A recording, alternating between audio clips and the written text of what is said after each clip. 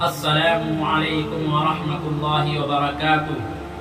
دوستوں اور ساتھیوں، آج کے اس ویڈیو میں آپ حضرات کے سامنے ایک بہت ہی دلچسپ اور ایمان افروز اور دل کو ہلونے والا واقعہ سنانا چاہتا ہوں۔ دوستوں اور ساتھیوں، واقعہ یہ ہے کہ جنت میں حضرت موسیٰ علیہ السلام کا ساتھی کون ہوگا۔ ایک مرتبہ کا واقعہ یہ ہے کہ حضرت موسیٰ علیہ السلام نے اللہ سے کہا، یا اللہ، میں یہ چاہتا ہوں کہ آپ مجھے بتلا دیں کہ جنت میں میرا ساتھی کون ہوگا۔ تو اللہ رب العالمین نے فرمایا کہ جنت میں تمہارا ساتھی ایک قصائی ہوگا۔ حضرت موسیٰ علیہ السلام کو بڑا تعجب ہوا، اور آپ کو بھی تعجب ہوا ہوگا کہ جنت میں حضرت موسیٰ علیہ السلام کا ساتھی قصائی کیسے ہو سکتا، جبکہ موسیٰ علیہ السلام ایک پیغمبر ہیں، ایک رسول ہیں، کریم اللہ ہیں، اللہ سے بات کرتے ہیں۔ تو چاہیے تو یہ تھا کہ ان کا کوئی ساتھی جو جنت میں بنتا وہ کوئی محدث ہوتا، کوئی مفسر ہوتا، کوئی بزرگ ہوتا، کوئی پیر ہوتا، کوئی ولی ہوتا، کوئی اللہ کا قریب، کوئی ولی اللہ ہوتا، کوئی قطب ہوتا، کوئی ابدال ہوتا۔ لیکن یہ تمام حضرات نہیں ہیں، بلکہ جنت میں حضرت موسیٰ علیہ السلام کا ساتھی کون ہے؟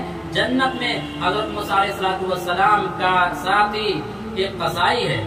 حضرت موسیٰ علیہ السلام کو جب تعجب ہوا تو اللہ رب العالمین نے اس قصائی کا نام اور اس کا پتہ بتلا دیا۔ تو حضرت موسیٰ علیہ السلام اس کو دیکھنے کے لیے اور اس سے ملنے کے لیے جاتے ہیں اس کی دکان پر۔ تو کیا دیکھتے ہیں کہ وہ گوشت کو کاٹ رہا ہے اور لوگوں کو فروخت کر رہا ہے اور بیچ رہا ہے۔ لیکن جب شام ہوتی ہے تو گوشت کا ایک ٹکڑا لیتا ہے اپنے لیے اور اس کی چھوٹی چھوٹی بوٹیاں کرتا ہے اور اس کو اپنے جھولے میں، اپنے پولیتھین میں رکھ کر، اس زمانے میں جو بھی سامان ہوتا ہوگا اس میں رکھ کر اپنے گھر آتا ہے۔ حضرت موسیٰ علیہ السلام کہتے ہیں کہ میں بھی آپ کے ساتھ چلنا چاہتا ہوں۔ تو وہ کہتا، آ جائیے، بہت ہی اچھا۔ اس کو یہ نہیں بتلایا کہ میں موسیٰ ہوں، میں اللہ کا نبی اور پیغمبر ہوں۔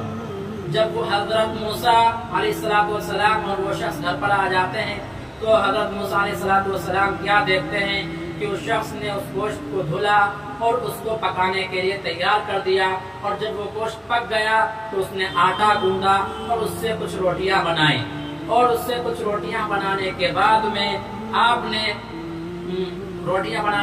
میں وہ شخص ایک بوڑھی عورت کے پاس گیا، اس کو اٹھایا، اس کو بٹھایا اور اس کا مصاف کیا، اور اس کے بعد میں اپنے سیدھے ہاتھ سے لقمے بنا کر، چھوٹے چھوٹے لقمے بنا کر اس عورت کے منہ میں رکھے اور اس عورت کو کھانا کھلایا۔ جب اس عورت کا پیٹ بھر گیا اور اس نے کھانے سے انکار کر دیا تو اس شخص نے اس کو پانی پلایا، اور پانی پلانے کے بعد میں اس کو منہ صاف کیا اور اس کو لٹا دیا۔ حضرت موسیٰ علیہ السلام نے کہا کہ اے شخص یہ کون عورت ہے؟ فرمایا کہ یہ میری والدہ ہیں، میری عادت ہے کہ میں اسی طرح سے صبح ان کی خدمت کر کے دکان پر جاتا ہوں، اور شام کو جب دکان سے واپس آتا ہوں اسی طرح ان کو کھانا کھلاتا ہوں، پانی پلاتا ہوں، اور اسی طرح سے ان کی خدمت کرتا ہوں، اور خدمت کرنے کے بعد میں پھر اپنے بچوں کے پاس جاؤں گا، پھر اپنی بیوی کے پاس جاؤں گا۔ دوستوں اور ساتھیوں، حضرت موسیٰ علیہ السلام اس واقعے سے سمجھ گئے کہ واقعی اس نے اپنے والدہ کی اتنی خدمت کی ہے کہ جس کی وجہ سے اللہ رب العالمین نے اس کو جنت میں میرا ساتھی بنا دیا۔ اور حضرت موسیٰ علیہ السلام نے اس شخص سے پوچھا کہ یہ عورت ابھی کچھ بڑبڑا رہی تھی، مجھ کو سمجھ میں نہیں آیا، وہ کیا کہہ رہی ہیں؟ تو اس شخص نے کہا کہ یہ میری والدہ ہیں، جب میں ان کی خدمت کرتا ہوں تو یہ میری خدمت سے خوش ہو کر مجھ سے یہ کہتی ہیں کہ یا اللہ، میرے اس بیٹے کو جنت میں حضرت موسیٰ کا ساتھی بنا۔ میں کہاں اور حضرت موسیٰ علیہ السلام کہاں؟ وہ اللہ کے نبی اور پیغمبر اور رسول ہیں۔ دوستوں اور ساتھیوں، پتہ یہ چلا کہ والدین کی خدمت کرنا، ان کی اطاعت و فرما برداری کرنا جنت کے حصول کا ذریعہ ہے۔ اگر انسان اپنے ماں باپ کی خدمت نہیں کرتا ہے اور ان کی فرما برداری نہیں کرتا ہے، ان کی اطاعت گزاری نہیں کرتا ہے، پھر وہ چاہے کتنا بڑا نمازی ہو، قطب ہو، ابدال ہو، جنت اس کے لیے آسان نہیں ہوگی۔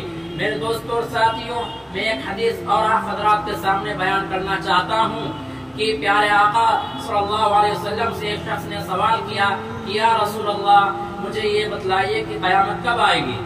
تو پیارے آقا نے فرمایا کہ قیامت کب آئے گی اس کے بارے میں کسی شخص کو بھی معلوم نہیں۔ تو اس شخص نے کہا یا رسول اللہ کچھ نشانیاں بتلا دیتے تو بہتر ہوتا۔